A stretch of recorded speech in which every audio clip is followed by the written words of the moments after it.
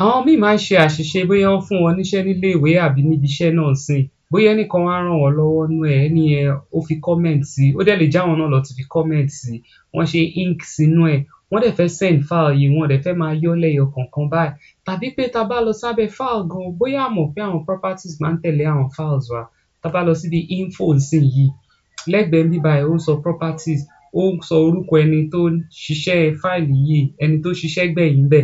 Bóyá o ò fẹ́ kí gbogbo eléyìí tiẹ̀ máa wà ńbẹ̀ ta bá ń send ẹ̀, táà fẹ́ kéèyàn mọ̀ pé bóyá ó lọ ṣé ńbòmíì, bóyá ẹnìkan ló bá ṣe, a lè yọ gbogbo kiní yìí lẹ́ẹ̀kan ṣoṣo. Ní abẹ́ file níbi info yìí náà ni, a máa wá click síbi check for issues. Ta bá ti ní kó check for issues bẹ́yẹn, a máa wá mú inspect document. Ta bá sọ pé kó inspect document, ó máa bá wa inspect gbogbo àwọn nǹkan tí mo ti sọ yìí. Comment ni o, ink ni o, file properties ni o, ó máa ti select gbogbo ẹ̀. Àwa á kàn sọ pé ó yá inspect ẹ̀, yẹ̀ẹ́ wò fún mi. Ẹ rí ó ti sọ fún mi pé òun rí comment, màá kàn ní kó yọ kúrò. Ó sọ pé òun rí personal information, yọ kúrò. Ó sọ pé òun rí bóyá àwọn add-ins kan, bóyá àwọn ink kan, mo ti clean file yẹn nìyẹn.